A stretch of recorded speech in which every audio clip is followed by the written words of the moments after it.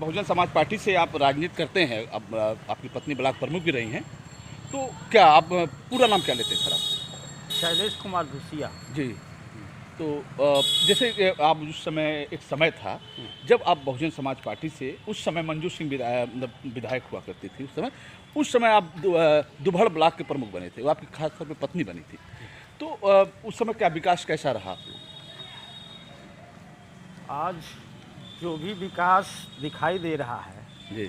उसी बहुजन समाज पार्टी के कार्यकाल का दिखाई दे रहा है, जो जी। मॉडल विकास का तैयार किया गया था। नहीं, आप ब्लॉक की बात कर रहे हैं, आप ब्लॉक की हम बात कर रहे हैं, ब्लॉक जो आपने ब्लॉक में किया। की ही बात मैं कर रहा हूँ। जी।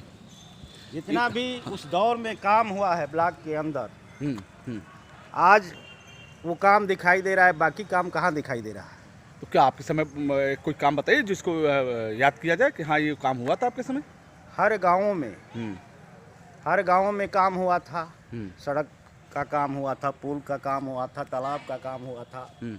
रिकॉर्ड तालाब का काम हम्म। अगर दुबहा ब्लॉक में अगर हुआ है तो उसी कार्यकाल में हुआ। और क्या रिकॉर्ड काम? मनरेगा के तहत, हाँ हाँ।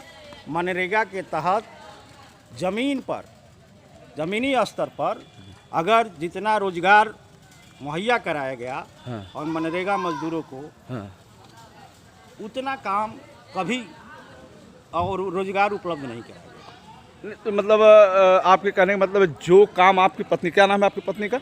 अमलावती देवी। अमलावती देवी के समय जो काम हुआ, वो काम किसी ब्लॉक प्रमुख ने किया, ये आपका दावा है?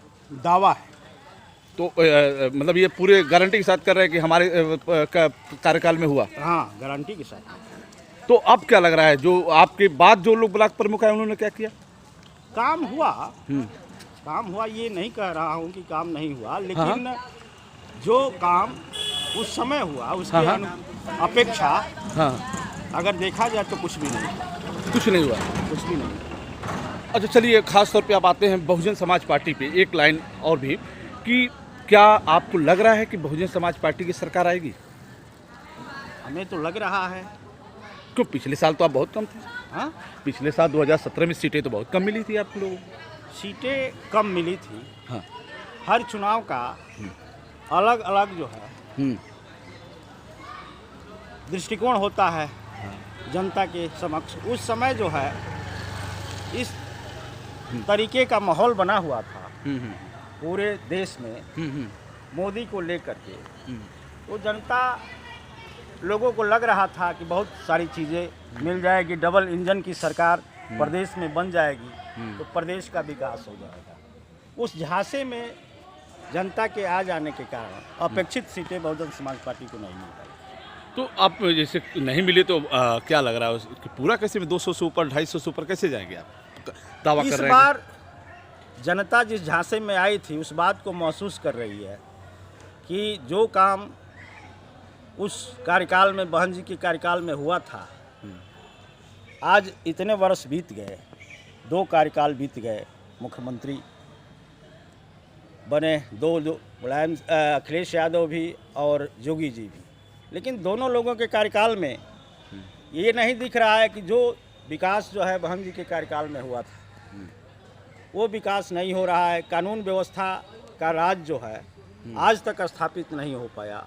महिला उत्पीड़न, दलित उत्पीड़न की लगातार जो है केसेस बढ़ रही है, बेरोजगारी बढ़ रही है, महंगाई बढ़ रही है। तमाम मुद्दों को लेकर जनता जो है चाहती है बदलाव, कि फिर एक बार जो है बदलाव चाहती है। कैसे बदलाव होगा? क्योंकि सीटें कम हैं आपके। कम से कम बलिया जनपद की बात करें, 7 विधानसभा है नेताजी, 7 विधानसभा में कोई प्रत्याशी नजर नहीं आ रहा आपका, तो आप दावा कैसे? आप बलिया पे आइए ना, बलिया से कैसे चुनाव जीत जाएंगे? 7 सीट पे कहाँ आपके उम्मीदवार हैं? लोग भाग रहे हैं आपकी पार्टी छोड़ के। देखिए, भाग रहे हैं कि नहीं भाग रहे हैं? लग रहा है लोगों को, लेकिन अभी चुनाव जो है, अभी समय है चुनाव में और पार्टी की जोरदार तैयारियां चल रही है। यहाँ लगभग हम अधिकांश सीटें जो है बहुजन समाज पार्टी के खाते में डालेंगे। एक सवाल और है, पिछले बार 2017 में आप 3 बार कैंडिडेट चेंज किए थे।